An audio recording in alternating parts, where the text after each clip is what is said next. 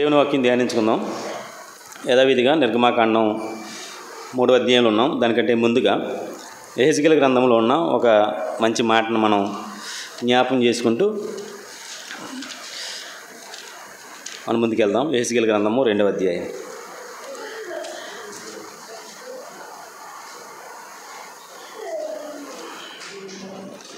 నిర్గమాకాండం కంటే ముందుగా యెహెజ్కేలు గ్రంథము 2వ అధ్యాయంలో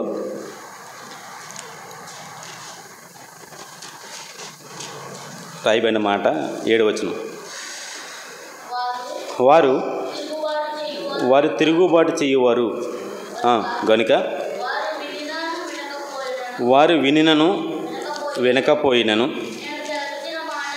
నేను సెలవిచ్చిన మాటలను నీవు వారికి తెలియచేయము. దేవుడు మనుషుల స్వభావాన్ని ఎరిగినవాడు కాబట్టి దేవుడు ఏం చెప్తున్నాడంటే, జనులు తిరుగుబాటు చేసేవారు. జనులు ఎలాంటి అంట తిరుగుబాటు చేసేవారు. ఎవరి మీద తిరుగుబాటు చేస్తారు జనులు అంటే, ఎవరైతే మేలు చేయడానికి ప్రయత్నం చేస్తారో వారి మీదే ప్రధానంగా తిరుగుబాటు చేస్తారు. కాబట్టి నీవు ఏం చేయాలి అని అంటే, మనుషులు లేదంటే క్రైస్తవులు నా పిల్లలను పడుతున్నవారు, దేవుని పిల్లలను పడుతున్నవారు, వారి స్వభావాన్ని దేవుడు ముందే ఎరిగినవాడు. ఎందుకంటే ఇశ్రాయేలీయుల స్వభావం దేవుడికి ముందే తెలుసు. వారు ఎన్ని మారులు ఆయన మీద తిరగబాటు చేశారనేది లెక్కపత్రం లేదు. వారి మీదే కాదు, సత్యాన్ని ప్రకటించిన ప్రవక్తల్ని అందరినీ కూడా హింసించి చంపిన దుర్మార్గులు ఇశ్రాయేలీయులు. బకీరియా కుమారుడైన జకరియా వరకు అంటాడు యేసుక్రీస్తు వారు. పాత నిబంధనలో ఏ ప్రవక్త మంచి చెప్పినా కానీ ఆ ప్రవక్త మాటని అంగీకరించని జనం వారు. ఆ మాటకు వస్తే క్రొత్త నిబంధనలో కూడా యేసుక్రీస్తు వారు అలాగే ఆయన శిష్యులు ప్రకటించిన ఏ సత్య సంగతిని కూడా వారు అంగీకరించుకోకుండా యూదులు వారి మీద తిరుగుబాటు చేశారు. వారిని ఇతర జనులను కూడా ప్రేరేపించి వారిని రాళ్లతో కొట్టి పట్టణం వెలుపలికి వారిని త్రోసేసిన సందర్భాలు ఎన్నో అనేకం మనకు కనబడుతూ ఉంటాయి. అపోస్తల కార్యాలు మనం ధ్యానిస్తున్నప్పుడు మనుషుల స్వభావాన్ని దేవుడు ఎరిగి వారు తిరుగుబాటు చేయవారు కనుక వారు వినినను వినకపోయినను, వారు విన్నా వినకపోయినా నువ్వు చేయవలసిన ఒకటి ఉంది. ఏంటంటే, నీవు వారికి నా మాటలో తెలియజేయాలి. ఈ మాటలో నేను సెలవిచ్చిన మాటను నీవు వారికి తెలియజేయము. ఎందుకు అనంటే, ఇర్మియా గ్రంథంలో 2వ అధ్యాయంలో ఒక మంచి చక్కటి సందర్భాన్ని దేవుడు వివరించాడు. దాంట్లో చెబుతూ ఇర్మియా గ్రంథం 2వ అధ్యాయంలో ఇర్మియా గ్రంథం 2వ అధ్యాయము 4వ వచనం. యెహోవా ఎలాగో సెలవిచ్చుచున్నాడో, నా యందు ఏ దుర్నీతి చూసి మీ పితరులు వ్యర్థమైన దాన్ని అనుసరించి తాము వ్యర్థులగినట్లు నా యొద్ద నుండి దూరముగా తొలగిపోయిరి. నా యొద్దకు రాకుండా నన్నే దూరం చేసుకుంటున్న ఈ జనం నాలో ఏ దుర్నీతిని చూశారని అడుగుతున్నాడు దేవుడు. దేవుడు ఏ చెడ్డ చేశాడని మనుషులకి, దేవుడు చేసిన ఉపకారాలని మరిచిపోయిన అవివేక జనం దేవుడిని విడిచిపెట్టారు. ఆయన అద్భుత కార్యాలని కళ్ళారా చూసి ఆయన చేసిన మేలులను హృదయమార అనుభవించి తొలగిపోయి దేవుని విడిచిపెట్టిన జనం గురించి దేవుడు మాట్లాడుతుంటున్నాడు. నా యందు ఏ దుర్నీతి ఉందే. ఎంత ఆవేదన ఉంటుంది ఆ మాట చెప్పాలంటే. నా యందు ఏ దుర్నీతి ఉందని నన్ను విడిచిపెట్టి వ్యర్థమైన వాటిని అనుసరిస్తున్నారు అని కిందకంటాడు. పైకి అంటే కిందకంటాడు ఏంటంటే, జనులు ఏం చేస్తున్నారంటే, యెహోవా ఎక్కడున్నాడని జనులు అడగట్లేదంట. జనులు ఏం చేస్తున్నారంట, 6వ వచనంలో 2వ భాగం పేపర్ తిరిగేస్తే కనబడుతుంది. ఏమంటే, యెహోవా ఎక్కడ ఉన్నాడని జనులు అడుగుటలేదు, విచారణ లేదు. దేవుడు ఎక్కడున్నాడో, సత్య సంబంధమైన వాక్యం ఎక్కడుంది అనే ఆలోచన ఈనాటి జనానికి కూడా ఎలాగలేదో, అసలు దేవుడు ఏమైపోయాడు, ఎక్కడున్నాడనే ఆలోచన ఆనాటి సమాజానికి ఈనాటి సమాజానికి ఏ వ్యత్యాసం లేదు. దేవుడు ఎక్కడున్నాడో అని జనులు అడగట్లేదు. ఇక 8వ వచనంలో అంటాడో, యెహోవా ఎక్కడ ఉన్నాడని యాజకులు అడగరు అన్నాడు. ఎవరు అడగరంట? అన్నీ తెలిసిన వారు కూడా దేవుని వాక్యం ఏంటో, దాని సందర్భాలు ఏంటనే సంగతిలో తెలుసుకోలేకపోతున్నారు. కొత్త నిబంధనలు అంటాడు, తమకు అనుకూలమైన బోధకులను తమ కొరకు పోగు చేసుకొనిచున్నారు అని చెప్పాడు తిమోతి రాసిన పత్రికలు. ఇక్కడ కిందకు వచ్చేసరికి అంటాడు, చూడండి 13వ వచనంలో, నా జనులు 2 నేరములు చేసి ఉన్నారో, ఒకటే జీవ జలముల ఓటనైన నన్ను విడిచి ఉన్నారో తన కొరకు తొట్లను అనగా బద్దలై నీళ్లు నిలువని తొట్లను తొలిపించుకొనుచున్నారో అన్నాడు. 2 తప్పిదాలు చేస్తున్నారు జనం. ఎన్ని తప్పిదాలు చేస్తున్నారు? 2 పొరపాట్లు చేస్తున్నారు. ఒకటి దేవుణ్ణి విడిచిపెట్టడం, 2 తమకు అనుకూలస్తుల్ని పోగు చేసుకోవడం. ఈరోజు సమాజం కూడా అలాగే ఉంది. ఇప్పుడు దేవుడు ఎక్కడున్నాడో అంటే వాక్యం ఎక్కడుంది, సత్యం ఎక్కడుంది అనే విచారణ లేకుండా గుడ్డిగా అనుసరిస్తున్న జనం.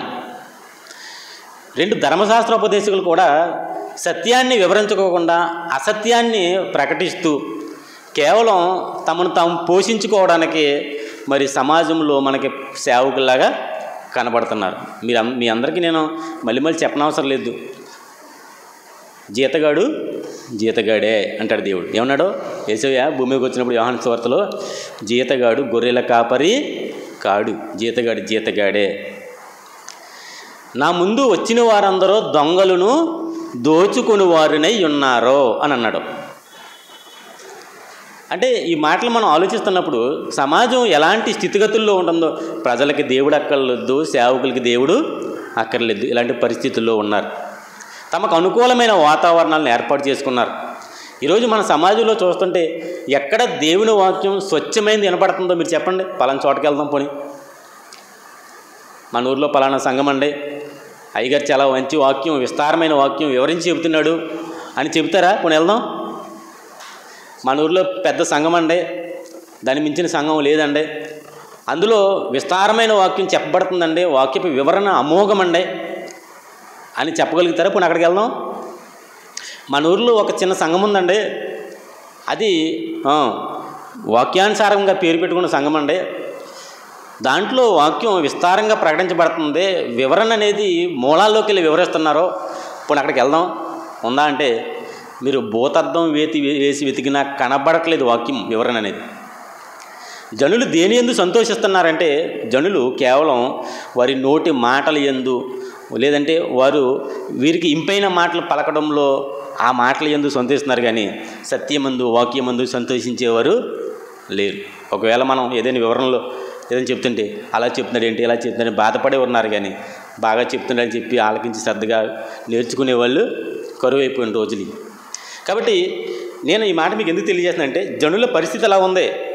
మరి మనమేం చేయాలి అంటే, మనం చెప్పబడుతున్న వాక్యం దేవుడు వివరంగా మనం మాట్లాడుతున్నప్పుడు శ్రద్ధ కలిగి దేవుని వాక్యం వినాలి. దేవుడు మనకు మంచి అవకాశాలు అనుగ్రహిస్తున్నాడు, ఇవ్వబడుతున్న అవకాశాల్లో మనకి వాక్యాన్ని నేర్పిస్తున్నాడు. ఎలాగా? ఒక తల్లి పిల్లలకి ఆహారాన్ని కడుపు నిండా ఎలాగైతే తినిపిస్తుందో, అలాగా దేవుడు మన సహవాసంలో వాక్యాన్ని కడుపు నిండా పెడతా. అవునా కదా? మీరు ఆలోచించండి. నేనేదో గొప్పగా చెప్పుకోవట్లేదు, నేను ఎక్కడ ఇలాంటి వివరణలు చెప్పడం నేను ఎక్కడ చూడట్లేదు ప్రస్తుతానికి. మనకి మైక్ శబ్దాలు చాలా వినపడుతున్నాయి. మీరు మైక్ శబ్దాల ద్వారా గ్రహిస్తున్న వాక్యాల్లో ఎక్కడ వివరణలు ఏమీ మనకు కనబడట్లేదు, ఏదో పైన 4 మాటలు చెప్పుకుంటాం. కాబట్టి మీకు తల్లి గారాభంగా ఎలాగైతే అది మంచి ముద్దలు పెడుతుందో తల్లి, అలాగా మీకు మంచి ముద్దలో మంచి ఆహారం పెట్టబడుతుంది. ఒక్కొక్కసారి పిల్లలు తినరు, మొండికేస్తారు. అప్పుడు ఏం చేస్తుంది తల్లి? ముద్దెచ్చి పెడుతుందా? ముద్దెట్టుకుని పెడుతుందా? ఒకటేసి పెడుతుంది. అవునా?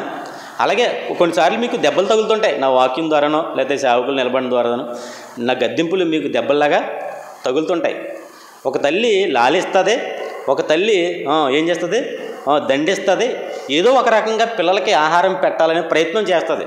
ఆ ప్రయత్నమే ఈరోజు మీ మధ్య జరుగుతుంది అని భావించి, ఇప్పుడు చెప్పబడుతున్న మాటల్లో ఏది కూడా అశ్రద్ధగా మీరు ఆలకించుకోకుండా, శ్రద్ధ కలిగి సమయం అవుతుంది అనే ఆలోచన లేకుండా దేవుని వాక్యం విందాం.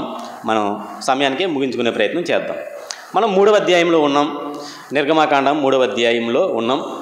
అందులో ఎక్కడ ముగించుకున్నాము అని అంటే చెప్పాలి, 12వ వచనంలో ముగించుకున్నాము.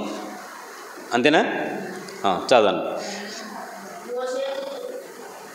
ఆయన నిశ్చయముగా నేను నీకు తోడై ఎందును, నేను నిన్ను పంపితిని అనుటకు ఇది నీకు సూచన. నీవు ఆ ప్రజలను ఐగుప్తులో నుండి తోడుకొని వచ్చిన తరువాత మీరు ఈ పర్వతం మీద దేవుణ్ణి సేవించెదరు. ఎక్కడైతే ఏ పర్వతం మీద అయితే దేవుడు నిలబడి, ఏ పర్వతం మీద అయితే దేవుడు మోషే గారికి ప్రత్యక్షమయ్యి, ఏ పర్వతం మీద అయితే తనను తాను అగపరుచుకుంటూ దేవుడు తనను తాను తెలియజేసుకుంటున్నాడో ఆ సినాయి పర్వతం. అదే పర్వతం? సినాయి పర్వతం. మీరు ఈ పర్వతం మీదే నన్ను సేవిస్తారో, వచ్చిన తర్వాత నేను సేవింపబడే పర్వతం ఏది? సీనాయి. అదే హోరేబు. చాలాసార్లు చెప్పాను మీకు, హోరేబు, సీనాయి ఈ రెండు పర్వతాల పేర్లు ఒకటే. కొన్నిసార్లు హోరేబు అని, కొన్నిసార్లు సీనాయి అని పిలువబడుతుంది. ఇప్పుడు ఈ సీనాయి పర్వతం మీద నన్ను మీరు సేవిస్తారో అని దేవుడు చెప్పాడు. ఎలా సేవిస్తారో అనేది ముందుకెళ్తే మనకు అర్థమవుతుంది. అయితే ఆ సందర్భంలో మనం ఆలోచించేద్దాం దాని సంగతి. ముందుకెళ్దాం. 13వ వచనం.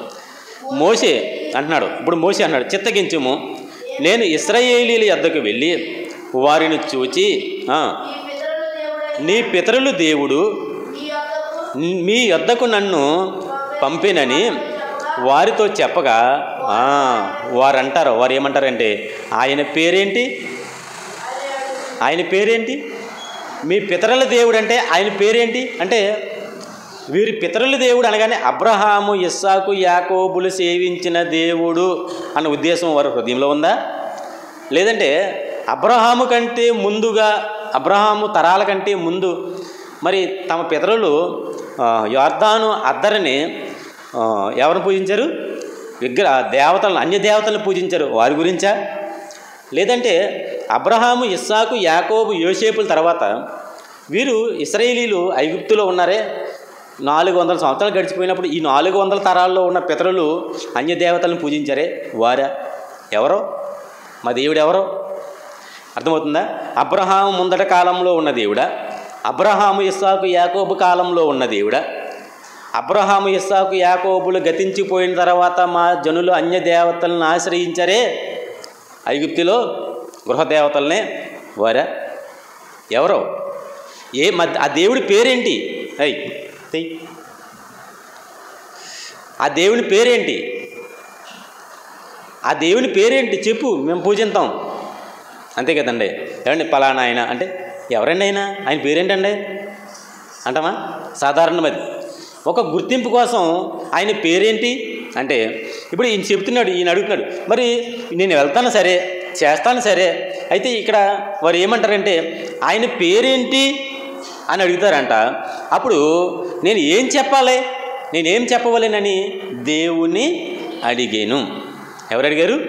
మోషే గారు అడుగుతున్నారు. దేవుని అడిగాను.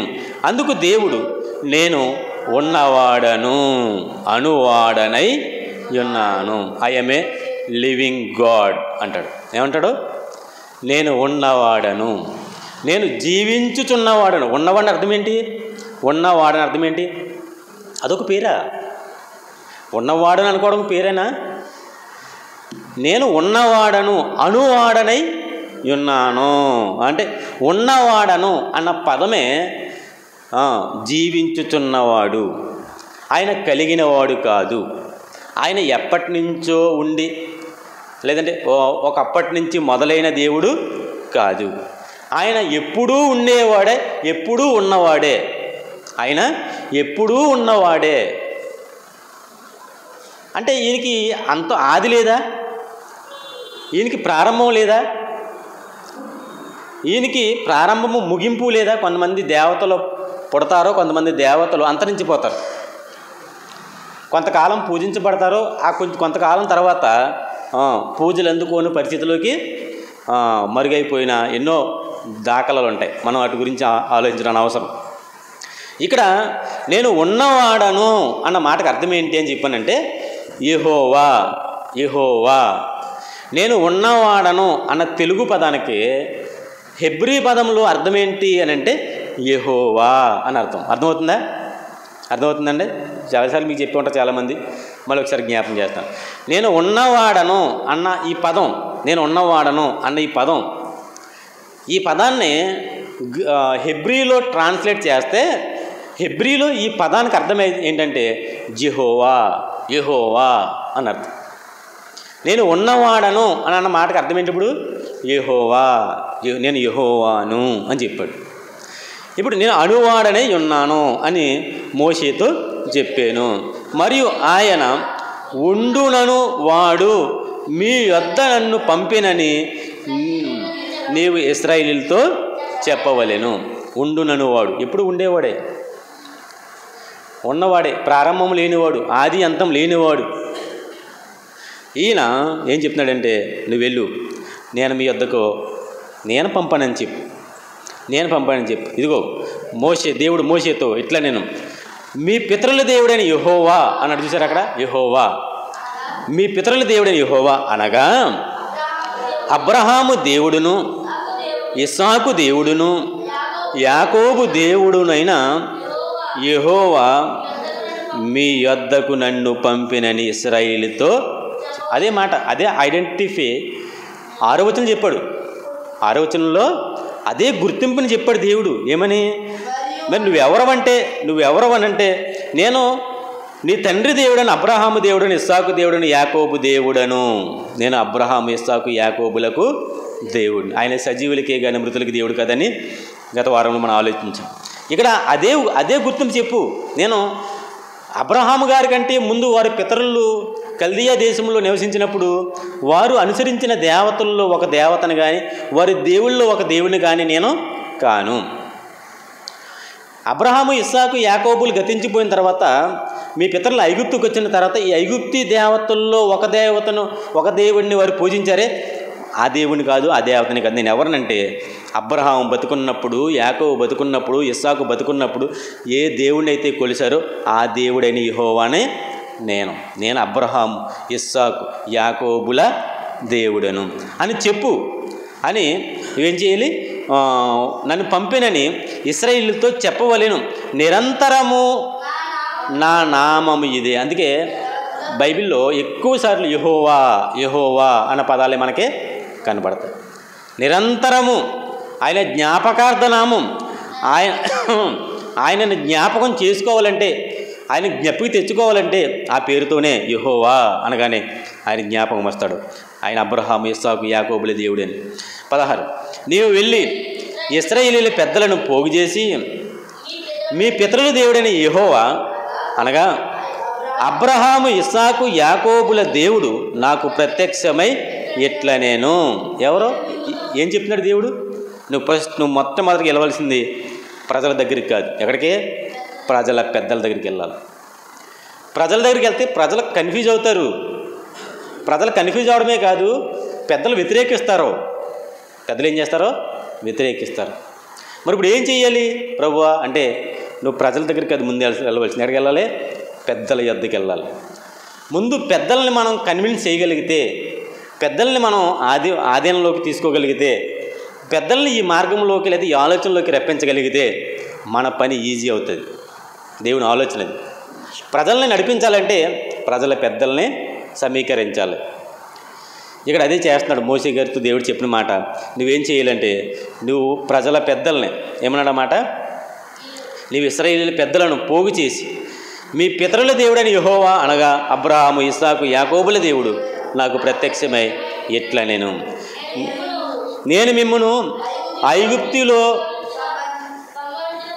మీకు సంభవించిన దానిని నిశ్చయముగా చూచి తిని. ఏం మాట్లాడాలి ఇప్పుడు? వాస్తవానికే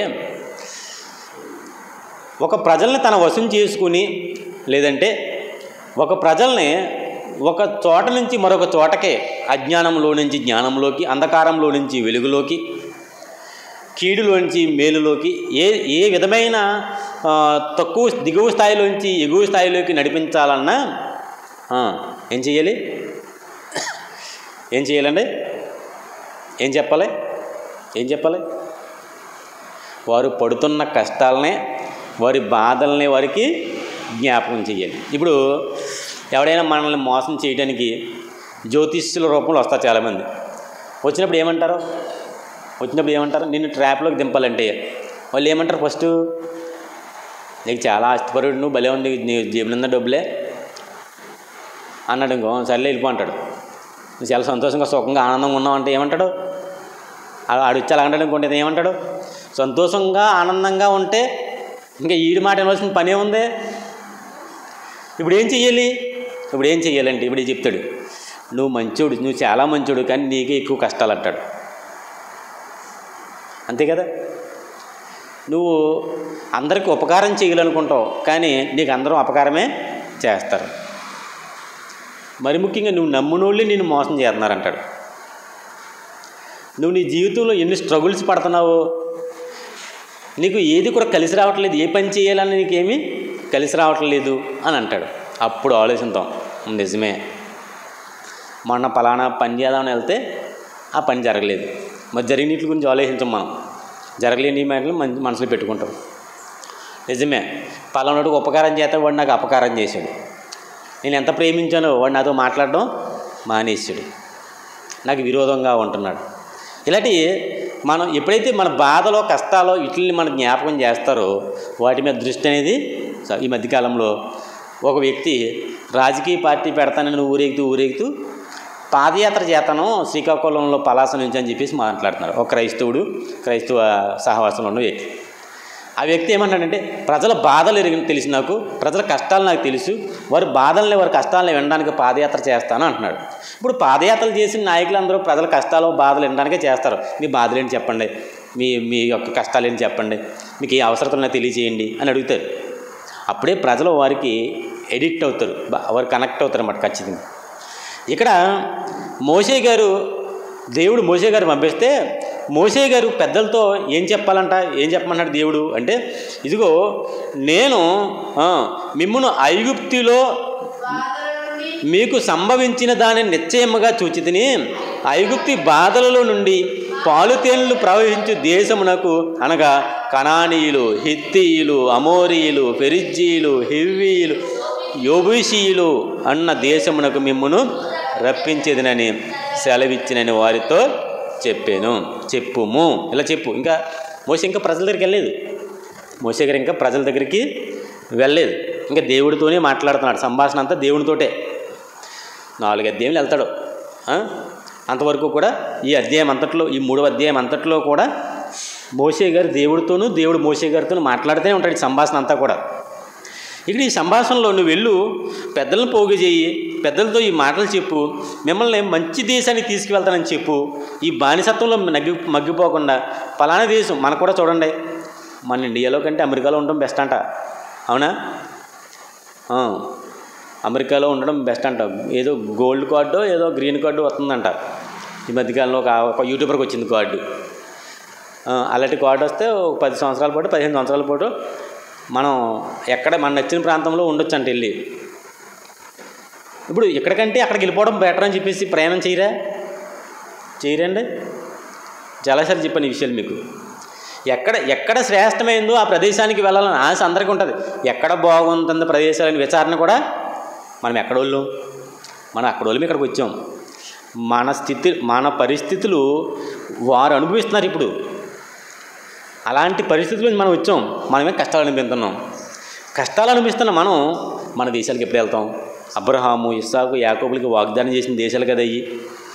మన పితరులకి వాగ్దానం చేసిన దేశాలు, మనకిస్తామన్న దేశాలు వాళ్ళు అనుభవిస్తున్నారో అన్న ఆలోచన వీళ్ళ హృదయాల్లో ఉంది. ఎవరి హృదయాల్లో?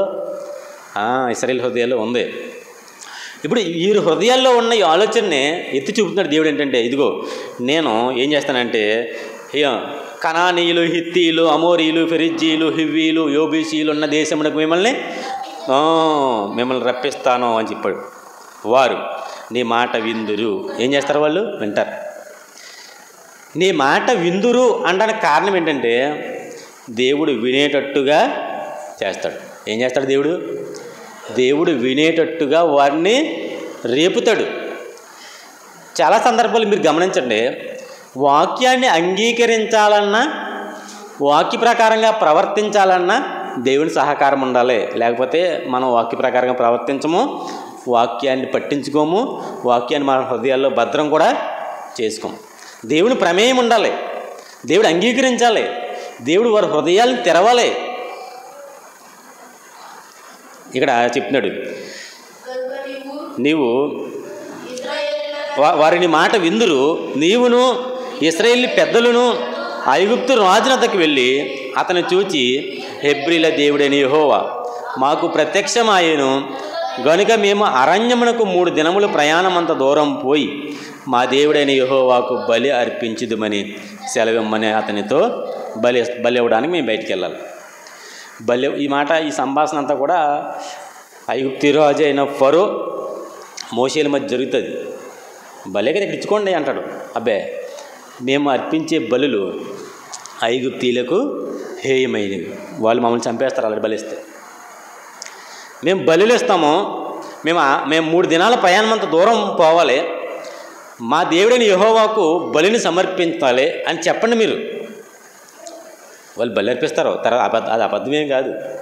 అయితే 19, ఐగుప్తు రాజు మహాబలముతో మీ మీదకు వచ్చి మిమ్మల్ని పోనీయడని నేను ఎరుగుదును. దేవుడికి తెలియందేముంది? దేవుడికి నిన్న తెలుసు, నేడు తెలుసు, రేపు తెలుసు. నీ జీవితము తెలుసు, నీ భవిష్యత్తు తెలుసు. అదే, నీ గతము తెలుసు, నీ వర్తమానము తెలుసు, నీ భవిష్యత్తు తెలుసు. చాలామంది గురించి కూడా మనం ఇలా మొరపెడతాం, ప్రభు పలానాడు ఇలాగా, పలానాడు ఇలాగా. ఇదివరకు చెప్పాను కదా, మీకు రెఫరెన్స్ చూపించిన అవసరం లేదు, యోహాను సువార్తలో ఉంటుంది. పలానోళ్ళు ఇలాగా. దేవుడి కంటే ఎవరి గురించి ఏమీ చెప్పని అవసరం లేదు. మనం చేస్తాం. ఈ మాట ఈడికి పొడుచుకోవాలి, ఈ మాట ఆడికి పొడుచుకోవాలి, ఈ మాట ఆమెకు పొడుచుకోవాలి. ప్రార్థనలో కూడా పొడిచేస్తాం మనం, ఆరాధనలో కూడా పొడిచేస్తాం మనం. దేవుడికి ఎవరి గురించి నువ్వు సాడీలు చెప్పిన అవసరమైతే వారి మారు మనసు పొందడం కోసం ప్రార్థన చేయాలి, వారి వాక్యాన్ని అంగీకరించాలని ఆలోచన చేసి ప్రార్థన చేయాలి. అంతేగాని ఇలాగో పూట అలాగో పూట పొడవకూడదు. అది మంచిది కాదు. అది దేవుని ఉగ్రత అనేది. అలా ఎవరైతే చేస్తారో వారి మీద ఖచ్చితంగా వచ్చి తీరతారు. తెలియదు అమాయకులకి చెప్పాలి. మనం పొరపాటున చేశారనుకోండి చెప్పాలి, అందుబాటులో ఉంటే ఒకటి పీకాలి. అర్థమవుతుందా? చూడండి, ఒక మాట చూపిస్తాను. యోహాను సువార్తలో ఉంటుంది. నోరు జారకూడదు. గమనే, పొరపాటుని నోరు అంటే మనకున్న ఫ్రస్ట్రేషన్ బట్టి, మనకున్న ఆలోచనలను బట్టి ఏదో పొడిచేయాలి. ఇప్పుడు ఏదో మాట అనేయాలి, ఈ మాట అర్థమైపోయి అది మారిపోవాలి. నీ ప్రార్థనగా మారిపోతే ఇంత వాక్యం ఎందుకు? నీ ఆరాధనలో పొడుపుడికి మారిపోతే ఇంత వాక్యం ఎందుకు చెప్పడం? చూడండి, యోహాను సువార్త 2వ అధ్యాయము 25వ వచనం. యోహాను సువార్త 2వ అధ్యాయం 24 నుంచి చదువుతాను. అయితే యేసు అందరినీ ఎరిగినవాడు గనుక, దేవుడికంట ఎవరు తెలుసంట? అందరినీ ఎరిగినవాడు. తెలియదు ఆయనకి ఎవరో? నతనయేలు, నీవు ఆ చెట్టు కింద ఉన్నప్పుడు నేను చూశానయ్యా అన్నాడు. మతిపోయింది నతనయేలు, తెలుసా? నువ్వు ఆ చెట్టు కింద కూర్చున్నప్పుడే నిన్ను పిలిచినప్పుడే నేను ఎరిగి తిన్నాను.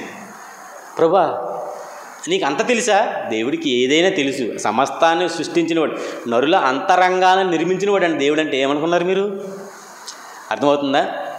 నరుల అంతరంగం అంటే మనసు ఎక్కడ ఉంటుందండి? మెదడులో ఉంటుందని చెప్తారు. మనసు ఎక్కడ ఉంటుంది? మనసు అంటే మెదడు కాదు, మనసు అంటే గుండెకాయ కూడా కాదు, మెదడులో నిక్షిప్తమై ఉంటుంది మనసు. దేవుడు ఆంతర్యములు ఎరిగినవాడు, అంతరంధ్రములు నిర్మించినవాడు. ఆయనకి తెలియదేముంది? అందుకే చెప్తున్నాడు. అయితే యేసు అందరినీ ఎరిగినవాడు గనుక ఆయన తన్ను వారి వశము చేసుకొనలేదు, ఆయన మనిషిని ఆంతర్యమును ఎరిగినవాడు. నువ్వు అలా నుంచుంటే నిన్ను స్కాన్ చేసి నీ హృదయంలో ఏముందో దేవుడు టక్కని చెప్తాడు. మనం చెప్పలేము, మనకంత కెపాసిటీ లేదు. బాధగా ఉన్నావా, దుఃఖంలో ఉన్నావా, సంతోషంలో ఉన్నావా చెప్పగలం అంతే. నీ హృదయంలో ఉన్న బాధ ఏంటి, నువ్వు కలుగుతున్న సంతోషం ఏంటి చెప్పలేము మనం. నవ్వుతున్నాడా, సంతోషంగా ఉన్నాడు, బిక్కమొహం వేస్తున్నాడా, ఏడుపు మొహం, కోపం చూస్తున్నాడా, ఇది నా మీద దెబ్బలు ఉందనుకోండి, అంతే కదా. ఇది తెలుసుకుంటాం, ఇది తెలిసి మనకు అంతే. వాడి హృదయంలో ఉన్నది ఏంటో మనకు తెలీదు, ప్రభువుకు బాగా తెలుసంట. ఒకడు ఉంటాడు అలా చూస్తాడు, ప్రేమగా చూస్తున్నాడా, పగపెట్టి చూస్తున్నాడా, లేదా మరో కోణంలో ఏమైనా చూస్తున్నాడా. ఒక అతను ఒక ఆమెని అలా చూస్తుంటే ఆమె అంటుంది, ఆ ఎదవసుడు యాంకల్ చూస్తున్నాడు అంది. ఆ చూపు నచ్చలేదు. ఏంటి అలా చూస్తున్నాడు అంటే, తర్వాత వాళ్ళు మాట్లాడుకున్నారు, మా ఎక్కలా ఉందిరా మే అన్నాడు. ఏమన్నాడు? అమ్మ అక్కలా ఉందరా, మా అక్కలాగా ఉందని చూస్తున్నాడు. ఈమెమనుకుంది? చూస్తున్నాడు, అర్థమైంది, చూపు అర్థమైంది, కానీ అతను హృదయంలో ఏముందో అర్థం కాలేదు. మా అక్కలాగా ఉందరా ఆమె అన్నాడు. అది ఎంత పాజిటివ్, ఈమె ఎంత నెగిటివ్. కాబట్టి మనం కొన్ని చూసి కొన్ని అనుకుంటాం, కానీ అది కాదు. ఇక్కడ దేవుడు చెప్తున్నాడు, మనుషుని ఆంతర్యము ఎరిగిన వాడు దేవుడు. హృదయంలో ఏముందో తెలుసు దేవుడికి. ప్రజలు అనయా అంటారు, ఒంటి నిండా పగే. వందల సహోదరుడా, ప్రార్థన అయిపోయింది అనుకోండి,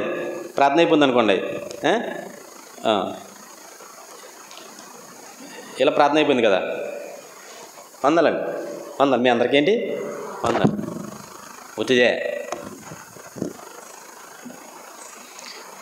వందనం చెప్పిన సహృదయం కాదు అది.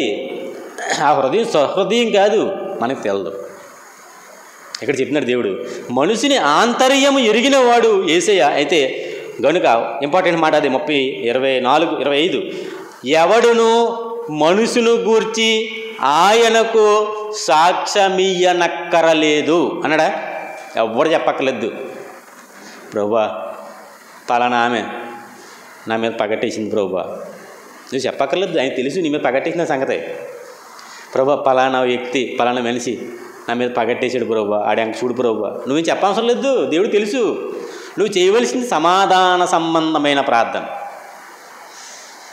ప్రభు నరకానికి వెళ్ళిపోతాడేం ప్రభు అని ప్రార్థన చేయాలి, ఆ ద్వేషం పెట్టుకోవడం వల్ల అని. ఇక్కడ అదే చెప్తున్నాడు దేవుడు. ఏం ఎరిగిన వాడు అంట? సమస్తము ఎరిగిన వాడు. అదే చెప్తున్నాడు ఇక్కడ. ఏమనంటే, నీ మాట విందురు అంటే అర్థం ఏంటి? దేవుడికి తెలుసు, వింటారు, వినేలాగా నేను చేస్తాను, చేయలేడా దేవుడు చేయలేడా? యోసేపు నిలబడ్డాడు పోతీఫెర ముందు ఇలా చేతులు కట్టుకొని, బానిస అమ్మబడతాకి మార్కెట్లో. యెహోవా అతని మీద ఇతనికి కటాక్షము కలగజేసేను. చేస్తాడైనా. నిలువున కఠినత్వంతో, కషాయత్వంతో, కర్కశత్వంతో మనిషి నిలబడితే వాడి మనసుని అవసరమైతే మెత్తం దూదిలాగా, మాంసపు ముద్దలాగా అయినా ఆయన మార్చేయగలడు. మీ మనసులో రాతి వలె ఉన్న మనసుల్ని మెత్తని మాంసపు ముద్దల వలె అయినా చేసేయగలడు ఆయన అనుకుంటే. ఒకటే, ఆయన మనసు మార్చేయాలి, మనుషులందరికీ తన వైపు తిప్పేసుకోవాలనుకుంటే మొత్తం ఎవరిని వదిలిపెట్టదో, మొత్తం అందరినీ దేవుడు మార్చేయగలడు. కానీ అలా మారాలని దేవుడు కోరుకోవట్లేదు మనుషులు. అర్థమవుతుందా? మనుషులు చూడండి, దేవుడిని నమ్మని వాళ్ళు చాలామంది ఉన్నారు, దేవుడిని వ్యతిరేకించే వాళ్ళు చాలామంది ఉన్నారు. దేవుడు ఇక్కడ మనసులు మార్చినట్టుగా ఇలా మార్చేయగలరు, కానీ మారు మనసు పొందడానికి వాడే మనసును మార్చుకోవాలి, కానీ దేవుడు మార్చి తనను సేవించేటట్టుగా చేసుకోకూడదు అన్న ఒక నిబంధన ఉంది. కొన్ని సందర్భాల్లో మనుషుల పట్ల జాలిని, కనికరాన్ని, కటాక్షాన్ని దేవుడు ఎదుట వ్యక్తులకి కలగజేశాడు. యోసేపు ఫరో ముందు నిలబడ్డాడు. ఫరో చూడగానే ఫరోకి కటాక్షం కలిగింది. చెరసాల అధిపతి ముందు నిలబడ్డాడు. చెరసాల అధిపతి ముందు నిలబడితే చెరసాల అధిపతి కటాక్షం కలిగింది. అది అలా కలగజేశాడు దేవుడు. అలా కలగజేయడానికి కారణం దేవుడు వారి హృదయాలనే మార్చేసి, నీ మాట విందురు గనుక నీవును ఇశ్రాయేలు పెద్దలను ఐగుప్తు రాజుకి వెళ్ళి అతను చూచి, హెబ్రీల దేవుడైన యెహోవా పంపాడు, నువ్వు పంపాలంటే వారు ఏం చేస్తారంట? మహాబలంతో మిమ్మల్ని పోనివ్వడు. నాకు తెలిసే సంగతి, నాకు తెలుసు, వారి హృదయం తెలుసు. కొన్నిసార్లు మనం కూడా చూడండి, కొంతమంది మనుషులు తత్వాన్ని బట్టి మీరు చెప్పినా కానీ వాడు ఎండో మీరు వెళ్ళండి చెప్పండి, కానీ వాడు ఒప్పుకోడు. మరి పలానా అమ్మాయిని పలానా అబ్బాయికి అడుగుదాం అనుకుంటున్నామండి, మరి అంటే వెళ్ళండి, కానీ నాకు తెలిసి అతను ఒప్పుకోడు. ఎందుకని? మాకు తెలుసు అతని స్వభావం ఏంటో తెలుసు. మీకేమో నిండా 3 ఎకరాల పొలం కూడా లేదు, మీ పిల్లోడికి గవర్నమెంట్ జాబు లేదు, అతనేమో అలాంటి ఆలోచనలతో ఉన్నాడు. కాబట్టి అతని ఆలోచన తెలుసు కాబట్టి ఖచ్చితంగా ఒప్పుకోవడానికి మీరు వెళ్ళండి, ఓ మాట ఒక రాయి చూడండి అని అంట. మనమే ముందుగా కొన్ని సంగతులను ఎరుగుతున్నాం, అలాంటి దేవుడు ఎరగడా? ఫరో కఠినత్వం ఏంటో, ఫరో రాజరిక వ్యవస్థ ఏంటో, ఫరో నిర్ణయాలు ఏంటో, ఫరో హృదయం ఏంటో అన్నీ దేవుడికి తెలుసు. కాబట్టి ఫరో గురించి దేవుడు సాక్ష్యం చెప్తున్నాడు ఏంటంటే, అతడు మిమ్మల్ని పోనీయడని నేను ఎరుగుదును, కానీ వాడి పోనిచ్చేదేంటి? అర్థమవుతుందా? మనుషులు మీ పట్ల దయదలిచేదేంటి? వాడు పోనివ్వకపోవడానికి నేను కఠినపరుస్తున్న అతని హృదయాన్ని కారణం ఐగుప్తిలో నేను చేసి అద్భుత కార్యాలను ప్రపంచమంతా మాట్లాడుకోవాలి. రానున్న తరతరాల వరకు కూడా నేను చేసిన అద్భుత కార్యాలని మాట్లాడుకోవాలి. అందుకోసం అతని హృదయాన్ని కఠినపరుస్తాను. అవసరమైతే అతని హృదయాన్ని మెత్తని చేసి తీసుకొచ్చేయగలడు ఈజీగా. కానీ దేవుని యొక్క ప్రభావం, దేవుని యొక్క గొప్పతనం, దేవుని యొక్క ఔన్నత్యం యావత్ ప్రజలందరికీ తెలియాలంటే అక్కడ దేవుని కార్యాలు ఖచ్చితంగా జరగాలి. జరిగే వాతావరణం అది. ఆ వాతావరణాన్ని ఖచ్చితంగా దేవుడు ఉపయోగించుకుంటాడు. మర్చిపోకండి, కొన్ని వాతావరణాలను దేవుడు ఉపయోగించుకుంటాడు తన మహిమ కోసం. ఎవరి కోసం? తన మహిమ కోసం. మన జీవితంలో కూడా కొన్ని పరిస్థితులు కూడా మనం జారిపోయినప్పుడు ఆ సమయంలో దేవుడు గొప్పవాడు అనిపించుకోవడానికి మనకు సహాయం చేస్తాడు. తెలిసే సంగతే. నిన్నేదో పైకి లాగి వచ్చేస్తే పైకి వచ్చేసిన తర్వాత నువ్వు దేవుని ఉద్ధరించేస్తావని కాదు. అక్కడ ఆయన గొప్పతనం, దేవుడు ఏమైనా చేయగలడో, మనుషుల జీవితాల్లో ఆయన ప్రమేయం ఉంటుందని చెప్పడానికి, ఆయన కలగజేసుకుంటాడని చెప్పడానికి కొన్ని సంగతుల్లో కొన్ని సందర్భాల్లో ఆయన ఇన్వాల్వ్ అయిపోతాడు. ఆ పరిస్థితుల్లో నుంచి బయటికి అసలు మనం రాలేమనుకున్న స్థితిలో నుంచి ఈజీగా బయటికి లాగేస్తాడు. ఎలా వచ్చాం మనకే తెలియదు. కొంతమంది చెప్తారు, ఏమంటే 5 లక్షలు అప్పు అయిపోయానంటే 5 లక్షలు అప్పు అయిపోయాయి, అసలు ఎలా తీరినాయో బాకీలు నాకే తెలియవు. గత 15 సంవత్సరాల క్రితం మాట. ఇప్పుడు అదే 15 సంవత్సరాల తర్వాత అదే 5 లక్షలు ఇప్పుడు సుమారు 30 లక్షలు అవుద్ది. ఎలా వచ్చి వ్యవసాయం ద్వారానే నేను తీర్చేసాను ఆ బాకీలన్నీ. ఎలా తీర్చాను నాకే తెలియదు. అప్పటి వరకు వ్యవసాయం లాభసాటి కాదు, వ్యవసాయంలో నష్టపోయాను, 5 లక్షలు అప్పు అయిపోయాను, ఊరోజులు వెళ్ళిపోదాం అనుకున్నాను. కానీ ఆ సమయంలో దేవుడు నాకు సహాయం చేశాడు. తనను వెంబడిస్తున్న మనుషుల కోసం ఇతను దేవుని మనిషి అని, ఇతని జీవితంలో తన కార్యం చేయడం వల్ల దేవుడు గణపరచబడతాడో అని ఎరిగిన దేవుడు వెంటనే ఆ కార్యానికి పూనుకుంటాడు. అందుకే మన విశ్వాస సంబంధమైన జీవితంలో దేవుని ఎప్పుడు కూడా విడిచిపెట్టకూడదు. అది రోగాల, ఇబ్బందుల, కలిమిలేమిల, ఏమంటే ఆర్థిక సంబంధమైన ఇబ్బందులు అయినా సరే మనం ఎప్పుడైతే విడిచిపెట్టేస్తామో, మనం ఎప్పుడైతే నిర్లక్ష్య పెడతామో ఆయన కార్యాలను మన జీవితాల్లో చూడలేము. ఎప్పుడైతే అంటిపెట్టుకుని ఉంటామో తన మహిమ కోసమైనా సరే దేవుడు ఆ కార్యాలని చేస్తాడు. అది మర్చిపోకూడదు. అది చాలా పిన్ పాయింట్. అది ఇక్కడ చెప్తున్నాడు ఏమనంటే, నేను 20 వచనం, కానీ నేను నా చెయ్యి చాచి ఐగుప్తు దేశమున నేను చెయ్యదలచిన నా అద్భుతములన్నింటినీ చూపి దాన్ని పాడు చేస్తాను. దేవుడు చెప్పినాడు, దాన్ని పాడు చేస్తాను. అటు తర్వాత అతడు మిమ్మల్ని పంపివేస్తాడు. ముందు పంపడు, కానీ పంపుతాడు తర్వాత. మరియు నేను ఈ జనుల ఎడల ఐగుప్తీయులకు కటాక్షము కలగజేస్తాను. చెప్పను కిందక, కటాక్షం కలగజేస్తాను. కనుక మీరు వెళ్ళినప్పుడు వట్టి చేతులతో మీరు వెళ్ళరు. మరి ఏం చేయాలి? వట్టి చేతులు వెళ్ళకపోతే ప్రతి స్త్రీయు తన పొరుగు వాణిని తన ఇంట నుండి దాన్ని వెండి నగలను, బంగారు నగలను, వస్త్రములను ఇమ్మని అడిగి తీసుకొని మీరు వాటిని మీ కుమారులకు మీ కుమార్తెలకు ధరింపజేసి, బంగారం, వెండి, నగలో కటాక్షం అడుగుతున్న తోటే. చూడండి, కొంతమంది అడిగితే ఇవ్వలేమో అనిపించుకోం. కొంతమంది అడిగితే నోరు తెరిచి అడిగితే నా దగ్గర లేదు అని అనలేం. ఎందుకని? వాళ్ళ మీద కొంచెం ప్రేమ ఉంటుంది, కొంచెం జాలి ఉంటుంది, వీళ్ళకి ఏదోలా సహాయం చేయాలి మనం అన్న ఆలోచన ఉంటుంది. కొంతమంది అడిగితే ఇవ్వం, కొంతమంది అడిగితే సహాయం చెయ్యరు చాలామంది. కానీ కొంతమందికి సహాయం ఈజీగా చేస్తారు. అందుకే కొంతమంది ఎవరంటే ప్రజల్ని ఏ పని పాట లేకుండా ప్రజల్ని మోసగించి వారి యొద్ద నుంచి డబ్బులు లాగేసుకునే వాళ్ళని కొంతమంది ఈజీగా నమ్మేస్తారు. ఊరంతా అప్పులు ఉంటాయి, అయినా సరే వాడికి అప్పిస్తారు ఎవడం ఇంకొకడు. ఎలా ఇచ్చాడు? కటాక్షం. ఆడి ముఖం చూడగానే నీకు ఇచ్చేయాలనిపిస్తుంది. కటాక్షం. ఇక్కడ ఐగుప్తీయులకి ఇశ్రాయేలీయుల ఎడల కటాక్షము కలగజేస్తాడో అని చెప్పండి. వట్టి చేతులతో వెళ్ళవు కింద అంటారు, మీరు వారిని దోచుకుంటారన్నాడు. దోచుకోవడం అంటే అర్థం ఏంటి? అల్లిలోకి వెళ్ళి పెట్లు పగలు కొట్టేసి వాళ్ళు బంగారం అంతా తీసుకెళ్ళిపోతారనా? దోచుకోవడం అంటే కాదు. ఆల్రెడీ మీ శ్రమను దోచుకుంటున్నారు వాళ్ళు. ఏం చేస్తున్నారు? మీ కష్టాన్ని దోచుకుంటున్నారు వాళ్ళు. ఎలా దోచుకుంటున్నారు? లీగల్గా బానిస చట్టాల ప్రకారంగా మాకు ఇంత పని చేయాలి, కానీ కూలి మాత్రం తక్కువ. మీ శ్రమను దోచుకుంటున్నారు. మీ శ్రమను దోచుకుంటున్న వారిని మీరు వారిని దోచుకునేలా చేస్తారు. ఎలా దోచుకుంటారో, ఎలా వారి నుంచి పొందుకుంటారో అంటే అడుగుతారంటే వెళ్ళి, అన్నా వాచ్ ఒకసారి ఎత్తవా, వాకింగ్ చెప్పాలి, సత్యానందం వాచ్ ఎత్తవా, వాకింగ్ చెప్తాను అని అడిగితే ఎత్తాడు, ఎట్టుకుంటాను, ప్రార్థన అయిపోయి ఆమెను వెళ్ళిపోతాడు. మళ్ళీ అడుగుతాడు గమ్మునే పొరపాటుని అడుగుతాడు అవసరమైతే. చెప్తున్నాను ఉదాహరణ. అడిగితే వీళ్ళు ఎక్కడ ఉంటారో అడిగినండి కటాక్షం. అంటే చైన్ వేసుకుంటున్నాం, పెళ్ళి అంటే కొంచెం చైన్ వేసుకుంటున్నాం, మీ చైన్ ఉండి అంటే ఎవరెవరండి పెళ్ళికి? కటాక్షం, జాలి. ఇదివరకు పట్టాలు కూడా ఉండేవి కాదు, చెవులీలు కూడా ఉండేవి కాదు పెళ్ళిళ్ళు చేసే పిల్లలకి, పేదరికాన్ని బట్టి దేన్ని బట్టి. అలాంటి సమయంలో ఎవరైనా ఉన్నవారు వారికి వీరి పట్టాలో, వీరి గాజులు లేదా ఏ సంథింగ్ ఈ ఆభరణాలన్నీ కూడా ధరింపజేసి పెళ్లి చేసి. కటాక్షం. నీ చీరవా, ఊరు వెళ్తున్నాను, కటాక్షం. నీ డ్రెస్ ఇవ్వా, ఊరు వెళ్తున్నాను, ఇప్పుడు లేవులేండి, కటాక్షం. మనుషుల పరిస్థితిని బట్టి కటాక్షం. ఇప్పుడు పరిస్థితిని బట్టి కటాక్షం కలగదు. ఎందుకని? మనం కటాక్షింపబడే పరిస్థితుల్లో లేము కదా. నాకు చొక్కా ఇవ్వ, ఊరు వెళ్తానంటే ఇప్పుడు అడగలేము, అడిగినది సెట్ అవ్వదు. ఆ కాలానికి సెట్ అయింది, ఈ కాలానికి సెట్ అవ్వదు. ఇప్పుడు బంగారు సైన్లు ఎవరు అడగట్లేదు.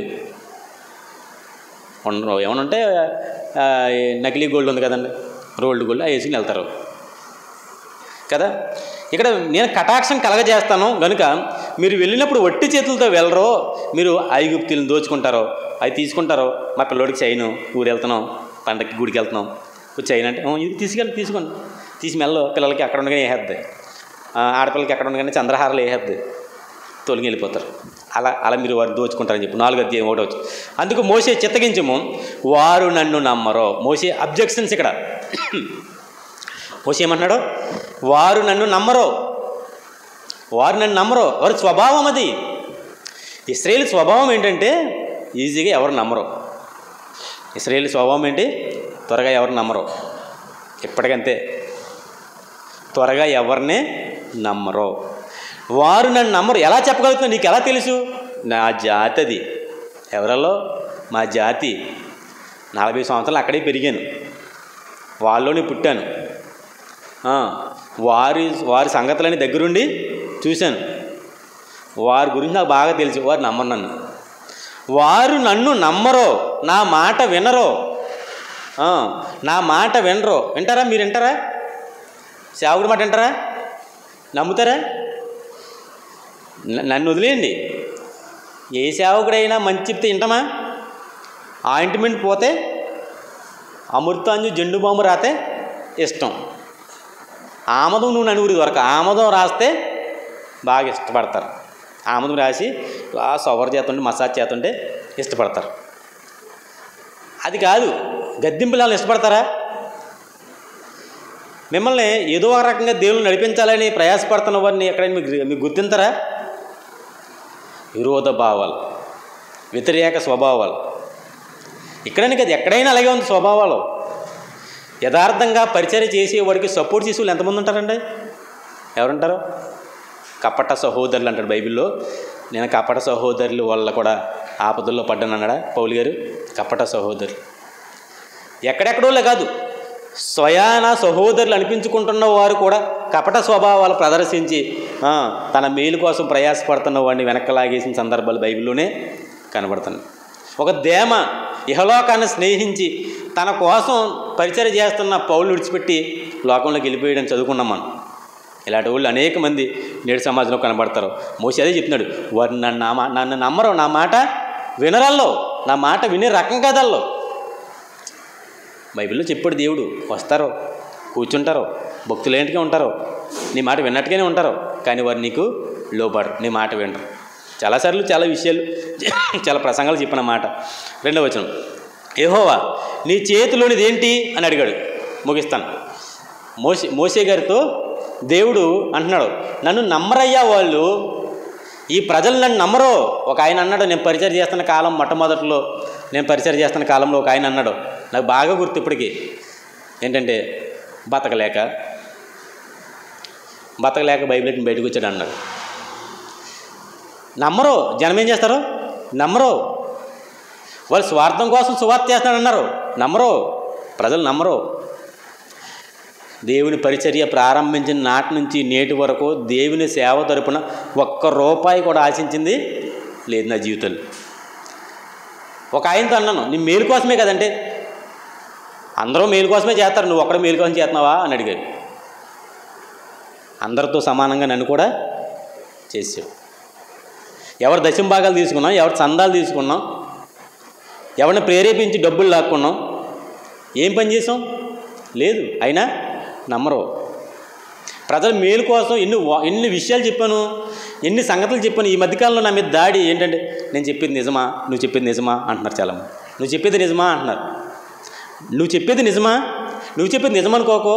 ఎన్ని నిజాలు చెప్పని తెలిసి ప్రజలకే. నేను నిన్న ఖాళీగా నిన్న నా ల్యాప్టాప్ ఆన్ చేసి ఆ ప్రసంగాలే చూసుకుంటుంటే, ఒకప్పుడు ఆడియో రికార్డింగ్స్ పెట్టుకుని ప్రసంగాలు చెప్పినప్పుడు ఉన్నాయి. ఇప్పుడు ఈ మధ్యకాలంలో వీడియోస్ వచ్చి పెడుతున్నాం.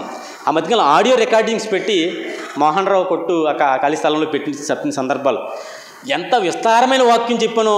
ఆ మాటలు నేను చెప్పానా అని అనిపించింది నాకు. అంత ఆశ్చర్యం. నాకు 2 ప్రసంగాలు విన్నాను. ఏంటి అంటున్నావు, మా పిల్లలు అంటున్నారు, మా భార్య అంటున్నారు. ఎన్ని విషయాలు ప్రజల్ని అజ్ఞానం వైపు మళ్లించి, ప్రజల్ని సత్యం వైపు కాకుండా సత్యం వైపు తొలగించి, వారు ఇష్టానుసారంగా రాజ్యం వెళ్తున్న కాలంలో నేను అడుగెట్టాను దేవుని పనిలో. గొప్పగా చెప్పట్లేదు, కానీ ఆ సమయంలో నేను గనక అడుగు పెట్టకపోతే క్రైస్తవ్యం మరొక కొత్త పంతలో ఉండేది. రోజు తెలిసి మీకు, ఎక్కడ చూసినా ఆత్మ లేని, ఎక్కడ చూసినా ఇష్టానుసారంగా స్వస్థత లేని, ఎక్కడ చూసినా నోటుకు వచ్చినట్టు మాట్లాడుతూ ఇష్టానుసారంగా ప్రజలను దోచుకుంటున్న కాలంలో, ఆ రోజుల్లో గలం విప్పి మాట్లాడి ఎవరికి భయపడకుండా, ఏది ఆశించుకోకుండా దేవుని వాక్యం చెప్పు. ఇప్పటికే జరుగుతున్న సందర్భాలు. మన సత్యానందం అంటే చాలా బాధ కలిగింది ఒక విషయంలో. నాకేం చెప్పినా, వాళ్ళు రొట్టు పంపకపోతే బ్రెడ్ కొనేసుకుంటాం కదా అన్నాడా. నాకు మనసుకు చాలా బాధ అనిపించింది ఆ మాట. వాక్యం తెలిసిన వాళ్ళు ఇలా మాట్లాడటం ఏంటి? ఒక చోట చందమామలు పంచిపెడుతున్నారో, ఒక చోట ఏమో బండ్లు పంచిపెడుతున్నారో, బైబిల్లోనేమో గోధుమలతో రొట్టె చేయమని ఉంది, ద్రాక్షలతో ద్రాక్ష రసం చేయమని ఉందని విస్తారంగా దేవుని వాక్యాన్ని గద్దించి ప్రకటించిన రోజుల్లో మీరుండి వాక్యాన్ని అన్నారే, ఈరోజు బ్రెడ్ పంచి పెట్టేద్దాం అన్నామంటే ఎంతగా తెగించాం మనం. వాక్యాన్ని ఎక్కడ తొక్కేస్తున్నాం మనం చూసారా? వాక్యాన్ని ఎలా పాడు చేస్తున్నాం. అందుకే మన హెబ్రోన్ సహవాసంలో మంచి రొట్టె అంటే వాళ్ళకి చేతకాట్లా చేయడం, కానీ నేను చేసేంతకాలం ఎలా చేశాను మీకు గుర్తుందా? నేను రొట్టె చేసి మీకు పంచిపెట్టిన కాలం. వారికి తెలియాలని చెప్పి వారిని విడిచిపెట్టేసిన చాలా సందర్భాల్లో వారు చేస్తున్న క్రియలకి విసిగెత్తిపోయి విడిచిపెట్టడం తప్ప నాకు విడిచిపెట్టాలని ఇష్టం ఉండదు అసలు. ఖచ్చితంగా ద్రాక్షలు తెచ్చి ద్రాక్ష రసాన్ని తయారు చేసి ఇచ్చేవాడిని. ఇప్పుడు మీరు తింటున్న రొట్టె అన్నీ కూడా లోకస్తులతో సమానంగానే మనం కూడా మారిపోయింది. అలాంటి విస్తారమైన వాక్యాలు, అంటే విస్తారమైన సేవ ఒక అజ్ఞానం నుంచి జ్ఞానం వైపు మళ్లించే ప్రయత్నాలు చేస్తుంటే ఏం చెప్తున్నాడు వాక్యం తెలియట్లేదా? ఒకసారి బెటర్ వే అనే ఛానల్లోకి వెళ్తే 400 పైనే ప్రసంగాలు ఉన్నాయి ప్రస్తుతానికి. అంతకుముందు 300 పైన ఉండి మొత్తం 700 ప్రసంగాలు ఉండి 400 పైనే ఉన్నాయి. కొన్ని రికార్డింగ్ చేసి అప్లోడ్ చేయను చాలా మటుకు. ఒకసారి చూడండి దేవుని వాక్యం ఎంత విరివిగా ప్రకటించబడుతుందో, ఎంత లోతైన విషయాలు మీకు అర్థం కాకపోతే. ఇక్కడ చెప్తున్నాడు, అందుకే వారు నన్ను నమ్మరో, నా మాట వినరో. వారు ఏం చేస్తారో? నమ్మరు, వారు నా మాట వినరో, వారు అంగీకరించలేరు. వారి పద్ధతులు కట్టుబడుతున్నాయి దేవుని మాటలో, వారి ఆచారాలు కట్టుబడుతున్నాయి. ఎంతమందిని గద్దించి బుద్ధి చెప్పిన సందర్భాలు ఉన్నాయో కదా. అలాంటి పరిచర్యలు ఆగకూడదు, జరగాలి. కానీ పరిస్థితులు మనకి సాతాను గలిబిలి సృష్టించి సాతాను వాడుకుంటున్న సమయం ఇది. కాబట్టి ఆలోచించి, నా మాట వినరో యెహోవా అన్నాడు, యెహోవా నీకు ప్రత్యక్షం కాలేదు అని ఉత్తరం ఇస్తారో అని చెప్తే 2వ వచనంలో దేవుడు కలెక్ట్ చేసుకున్నాడు. అయితే నీ చేతిలో ఉన్నదేంటి? నీ చేతిలో ఉందేంటి? బైబిల్ ఉంది. మా చేతిలో ఉంది, బైబిల్ ఉంది. మోసే చేతిలో కర్ర ఉంది. అయితే కింద పడి అన్నాడు. పడవేయగానే ఏమైపోయింది? పాము అయిపోయింది. తర్వాత అది పాము అయిను. అప్పుడు యెహోవా నీ చెయ్యి చాపి దాని తోక పట్టుకున్నాడు. తన చెయ్యి చాచి తోక పట్టుకున్నాడు. పట్టుకున్నాడండి. అంత ధైర్యం అంటే మూసికి. పాము అండి అది. కర్రే పాము అయింది కానీ పామే కదా అది. అవునా కదా? కర్రే పాము అయింది కానీ పామే కదా అది. పామును పట్టుకోమంటే పట్టుకున్నాడంటే అర్థం చేసుకోండి, దేవుడి మాటకి ఎలా లోబడుతున్నాడు మోషే. దేవుడి మాటకి లోబడుతున్నాడు మోషే. కర్ర అలా పడేయగానే పాము అయిపోయింది. పట్టుకోదాన్ని, బాబోయ్ కరిచేద్దేం ప్రభువా. విషసర్పాలు, మనుషుల కంటే విషసర్పాలు ఏవి కూడా లేవు. ఇక్కడ చెప్తున్నాడు, పడేయగానే పడేశాడు, పట్టుకోగానే పట్టుకున్నాడు, పట్టుకోగా మళ్ళీ ఏమైపోయింది, కర్ర అయిపోయింది. నీ చెయ్యి, ఆయన దాని చేత ఈ పితరుల దేవుడిని యెహోవా అనగా అబ్రహాము దేవుడు, ఇస్సాకు దేవుడు, యాకోబు దేవుడు నీకు ప్రత్యక్షమాయనని నమ్మెదరు. మరియు యెహోవా, ఇదిగో ఇంకొకటి నీ చెయ్యి పెట్టుకో, లోపల నీ చెయ్యి పెట్టుకో, ఎలాగా, ఇలా చెస్ట్లో పెట్టుకోలేగా, పెట్టుకున్నాడు. ఇలా తీశాడు, తెల్లని కుష్టం అయిపోయిందంట. ఏమైపోయింది, తెల్లని కుష్టం. అప్పటిదాకా జీవం కలిగిన శరీరం అది, బాగా వినాలి, జీవం కలిగిన శరీరం అది. ఇప్పుడు ఏమైపోయింది, తెల్లని కుష్టం. ఇలా చూశాడు, కుష్టం అయిపోయింది. అదరట్లేదు, బెదరట్లేదు మోసే అదిరిపోవట్లేదు, బెదిరిపోవట్లేదు. కారణం ఏంటంటే, నేను దేవుని సమక్షంలో ఉన్నాను. ఆధారపడ్డాడు దేవుడి గురించి. నేను దేవుని సమక్షంలో ఉన్నాను, దేవుడి కార్యాలు చేస్తున్నాను, నాకు భయం ఏంటి? పావును పట్టుకుంటాడో, చేతిని పెట్టుకుంటాడో, కుష్టం అయిపోద్ది, నాకు భయం ఏంటి? దేవుని పనిలో ఉన్నవాడు ఎవడో దేనికి భయపడ్డావు? మహాఘట సర్పాన్ని తొక్కేసిన టైంలో, ఊర్లో ఉన్న మహాఘట సర్పాంతో ఆడుకున్నాను నేను. భయం లేదా? చాలామంది అన్నారు, మీకు భయం లేదా? Don't fear. మాకు అలాంటి భయాలు ఏమీ లేవు. కారణం ఏంటి? మేము దేవుని పక్షాన ఉన్నాం, మాలో ఏ లోపమో లేదు, మేము ఏది ఆశించట్లేదు, మాకేది వద్దు, ప్రజల్ని సన్మార్గంలో నడిపించాలని ఒకే ఒక భావం. కాబట్టి మాకు భయం లేదు, మాకు దేవుడి సహాయం, దేవుడు మాకు సహాయం. గత వారం చెప్పాను, ఎంతమంది అయితే ఎదురు తిరిగారో వారు ఎదురులేని దెబ్బలు తినేశారు. మా మీద ఎంతమంది అయితే ఎదురు తిరిగారో వారందరూ ఎన్ని దెబ్బలు తగిలేసాయి, లెక్కపత్రం లేని దెబ్బలు తినేశారు. అయినా ఇప్పటికీ బుద్ధి రాకుండా అలాగే ఉన్నారు. ఇప్పుడు మీరేం అనుకోవచ్చు, ఇన్ని మాటలు నీ భయం లేదా? నో ఫియర్, నాకేం లేదు, భయం లేదు. నీ వెనకాల ఎవరు లేరే? ఇప్పుడు ఇద్దరు సపోర్ట్ చేయట్లేదే, మీ ఇంట్లో వాళ్ళు సపోర్ట్ చేయట్లేదే, సహోదరులు ఎవరు సపోర్ట్ చేయరు మీకు, నీకు భయం లేదా? నాకు భయం లేదు. అలా భయపడితే నేను దేవుడి సేవకుడిని కాదు, నేను భయపడవలసిన అవసరం లేదు. కారణం ఏంటంటే, నేను దేవుని సమక్షంలో ఉన్నాను. మోషే గారు అదే చెప్తున్నాడు, నేను దేవుని సమక్షంలో ఉన్నాను, నాకు భయము లేదు. పామును కాదు కదా, కొండ శిల ఉన్నా సరే దాన్ని పట్టుకోవడానికి సిద్ధంగా ఉంటాడు మోషే. చేతిలో పెట్టుకున్నాడో, తెల్లని కుష్టమైపోయింది, తీశాడు, మళ్ళీ పెట్టు అన్నాడు, మళ్ళీ పెట్టాడు, మళ్ళీ పెట్టగానే ఇలా తీసరికి యథావిధి శరీరంగా మారిపోయింది, యథావిధి శరీరం అయిపోయింది. ఇప్పుడు చూడండి, మళ్ళీ అంటాడు 7వ వచనం, చెయ్యి మరలా నీ రొమ్మును ఉంచుకోనమనగా అతడు తన చెయ్యి మరలా తన రొమ్మున ఉంచుకొని తన రొమ్ము నుండి వెలుపలికి తీసినప్పుడు అది అతని మిగిలిన శరీరం వలె ఆయను. మామూలు దేహం అయిపోయింది, నార్మల్ బాడీ, నార్మల్గా రక్త ప్రసరణ, నార్మల్ కలరు, నార్మల్ స్థితి అంతా వచ్చేసింది. ఇప్పుడు చూడండి, ఆయన అంటాడు అప్పుడైనా, మరియు ఆయన వారు నిన్ను నమ్మక మొదటికి సూచక క్రియను బట్టి వినకపోయిన ఎడల రెండవ దాన్ని బట్టి నమ్మాలి కదా నిన్ను. రుతముతో అంటాడు బోయేజు, నీ మొదటి సత్ప్రవర్తన కంటే నీ మునుపటి సత్ప్రవర్తన మరీ గొప్పది, మరీ మంచిదని చెప్పాడు. మొదటి క్రియను చూసి నమ్మినవాడు రెండవ క్రియను చూసి నమ్మాలి కదా, మొదటి క్రియను చూసి నమ్మనివాడు రెండో క్రియను చూసి నమ్మాలి కదా. ఇక్కడ మొదటి క్రియను చూసి నమ్మకపోతే రెండో క్రియ చెయ్యి, నమ్ముతారు. లేకపోతే ఇంకొకటి చెప్పనా, నువ్వు నీళ్ళు తీసుకో, అక్కడ పోసాడు, నీళ్ళు రక్తం అయిపోయినాయి, వెళ్ళి చెయ్యి, అదే చెప్తారు కింద.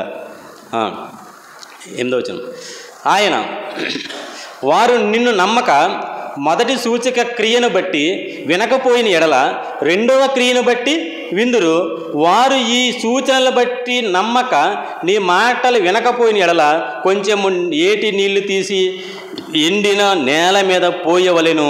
అప్పుడు నీవు ఏటిలోని నీళ్ళు తీసిన నీళ్లు పొడి నేల మీద రక్తమాగున నేను. అప్పుడు మోషే, ప్రభువా అంతకు మునిపైనను, ఇంకా సాకులు చెప్తున్నాడు, ఇంకా సాకులు, ప్రభువా అంతకు మునిపైనను నీవు నీ దాసునితో మాటలాడినప్పటి నుండి అయినను నేను మాట నేర్పరని కాదు, సరిగా మాట్లాడలేను. అదేంటి, మాట మాటల యందును కార్యముల యందును ఆయన ఏంటంట ప్రవీణుడు అని చెప్పేసి సాక్ష్యం ఇచ్చేసాడు దేవుడు. అవునా? ఇప్పుడు ఈయనేమంటున్నాడు? నేను మాటల యందును కార్యములందు ప్రవీణుడు అంటే నేను మాట నేర్పరని కాదు అన్నాడు. నేను మాట నేర్పరనే కాదు, నేను నోటి మాంద్యము గలవాడును నాలిక మాంద్యం గలవాడునని యెహోవాతో చెప్పగా, యెహోవా మానవులకు నోరిచ్చిన వాడు ఎవడు? దేవుడు ప్రశ్నిస్తున్నాడు. దేవుడు కోపం వచ్చింది, అంతసేపు మాట్లాడాడు. అంతసేపు మాట్లాడిన దేవుడికి కోపం రాదా? దేవుడి కోపం రాదా? ఏదో సాకు చెప్తున్నాడు. సాకది, అది సాకది, అది నిజం కాదు.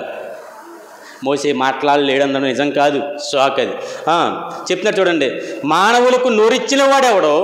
మోగవాణినే కానీ, చెవిటివాణినే కానీ, దృష్టి గలవాణినే కానీ, గుడ్డివాణినే కానీ పుట్టించిన వాడెవడో? నాకు తెలీదా సంగతే? యెహోవానైనా నేనే అంటే అర్థమేంటి తెలుసా? నీకు సరిగా మాటలు రావని సంగతి నాకు తెలీదా అన్నాడు. అది అర్థమవుతుందా? కొంతమందికి కొన్ని పరిచయాలు చెప్తాం, కొన్ని పరిచయాలు చెప్పినప్పుడు మొండికేస్తారు. మనకు తెలీదా ఆ పరిచర్లు వారు చేయగలరా చేయలేరని సంగతి మనకు తెలీదా? యోగ్యత లేని వాళ్ళకి అంటే ఆ స్థితిలో ఆ పని చేయని వాళ్ళకి ఇస్తామా పని? కొంతమందికి పనులు ఇచ్చిన మొండికేస్తారు. మేము చేయలేం, మేము తిరగలేం, మేము చేయలేం, మేము చెప్పలేం, మేము పాడలేం. మనకు తెలీదా? దేవుడు చెప్తున్నాడు ఏంటంటే నాకు తెలీదా? దేవుడికి తెలియకుండా ఉంటుందా మనుషుల గురించి? ఆయనే కదా నిర్మించిన వాడు, సమస్తాన్ని సృజించిన వాడు ఆయనే కదా, మానవులు నిర్మించిన వాడు ఆయనే కదా. ఆయనకి తెలీదా అంటే ఆయనకి తెలుసు. యెహోవానే నేనే కదా, కాబట్టి వెళ్ళుము, నేను నీకు తోడయ్యుండి నీవు ఏమి పలకవలసినది నీకు బోధించదనని అతనితో చెప్పాను. చెప్తున్నాడు ఏమని? నువ్వు వెళ్ళు, నువ్వేం చెప్పాలో నీకు బోధించేది నేను చెప్తాను, వెళ్ళు. అందుకే దేవుని వాక్యం చెప్పే పరిస్థితి ఏర్పడినప్పుడు, లేదంటే ఒక సందర్భాన్ని ఖండించడానికి కానీ ఒక సందర్భాన్ని దిద్దడానికి కానీ ప్రయత్నం చేసినప్పుడు ఎవరికి భయపడకూడదు, దేనికి భయపడకూడదు. ఉన్నది ఉన్నట్టుగా చెప్పడానికి ధైర్యం ఉండాలి. కారణం ఏంటంటే దేవుడి సహాయం ఉంటుంది. ఆ విషయంలో నిన్ను రేపుతున్నానికి కారణం ఏంటంటే దేవుడి సహాయం నీకు ఇస్తానని అర్థం. నువ్వు రేపబడతాను అర్థం ఏంటి? దేవుడు సహాయం చేస్తానని అర్థం. కాబట్టి 13, అందుకు అతడు అయ్యో ప్రభువా, నీవు పంపదలిచిన వాడిని పంపు, నన్ను వదిలే ప్రభువా అన్నాడు. అది అర్థం, దాని అర్థం అది. దాని అర్థం ఏంటి? నువ్వు ఎవరిని పంపడం, నన్ను పంపు ప్రభు, నన్ను వదిలే ప్రభు అంటున్నాడు అక్కడ. అది నన్ను వదిలే ప్రభు, నేను చేయలేను ప్రభు నీ పరిచర్య నేను చేయలేను ప్రభు. ఎందుకంటే నిందల ప్రభు నీ పరిచర్య, నీ పరిచర్య అవమానాల ప్రభువా, నీ పరిచర్య బాధల ప్రభువా, నీ పరిచర్య కష్టాల ప్రభువా, నీ పరిచర్యని ఎవరు చేయగలరు ప్రభువా? మోసేకి తెలదేంటి? అంతమందిని నడిపితే జరిగే సంభవాలు ఏంటో ముందు తెలిసిన వాడు అయ్యుండే నా వల్ల అవుతుంది ప్రభు అన్నాడు. అప్పుడు చిరాకు పడతాడు మోసే మీద. అందుకు ఆయన మోసే మీద కోపపడి, లేవీడకు నీ అన్న అహరోను లేడా? అతడు బాగుగా మాటలాడగలడని నేను ఎరుగుదును. ఇదిగో అతడు నిన్ను ఎదుర్కొన వచ్చుచున్నాడో, అతడు నిన్ను చూచి తన హృదయమందు సంతోషించును. నీవు అతనితో మాట్లాడి అతనికి నోటికి మాటలు అందించవలెను. నేను నీ నోటికి అతని నోటికి తోడయ్యుండి మీరు చేయవలసిన దానిని మీకు బోధించేదును. అతడే నీకు బదులు జనులతో మాట్లాడను, అతడే నీకు నోరుగా ఉండును. నీవు అతనికి దేవుడుగా ఉండు. నువ్వు అతని దేవుడుగా ఉంటావు. దేవుడుగా ఉంటున్నాడు అదేమిటి? దేవుడైపోతాడని కాదు, అతడు నీ ఆధీనంలో ఉంటాడు. నువ్వు చెప్పినట్టుగా అతడు చేస్తాడు. నీ అన్న లేడా? నువ్వు బలహీనుడైతే నువ్వు దేవుని పరిచయం నిలబడితే నిన్ను బలపరచడానికి ఒక బలవంతుని దేవుడు నీ పక్కనే నిలబెడతాడో, అది మర్చిపోకూడదు. నేను వివేకిని కాకపోతే నువ్వు దేవుని కోసం ఉపయోగపడాలంటే వివేకం కలిగిన వారిని నీ కోసం నిలవబెడతాడో, సహకారులను అనుగ్రహిస్తాడు దేవుడు. ఎవరినే? మోసేకి అహరోను సహకారి. దేంట్లో? దేవుని పనులు. అలాగే ఎవరిని విడిచిపెట్టడో, ప్రతి ఒక్కరికి సహకారులు అందిస్తాడు. ఆ సహకారుల ద్వారా దేవుని పని ముందుకి సాగాలి. దేవుడు కొత్త నిబంధన కూడా చెప్పాడు, ఆ సహకారుల పేర్లు జీవ గ్రంథములో రాయబడి ఉన్నవి. సహకారం చేయాలి, దేవుని పనికి సహకారం చేయాలి. ఇక్కడ మోసే గారు అహరోను గారు మోసే గారికి సహకారం. ఎంత సహకారం చేస్తాడో, ఎంత మంచోడు అహరోను కూడా. కొన్ని సందర్భాలు చిన్న చిన్న తప్పుదలు ఎవరి జీవితంలో ఉంటాయి. మన జీవితంలో అయితే ఇంకా పెద్ద పెద్ద గులకరాలు ఉంటాయి. ఆయన జీవితంలో కొన్ని చిన్న చిన్నవి ఉంటాయి. అయినప్పటికీ మోషేకి అహరోను చాలా సహకారం చేశాడు. అవన్నీ కూడా ముందుకి ఆలోచించేద్దాం. సమయమైంది, ప్రార్థన చేద్దాం.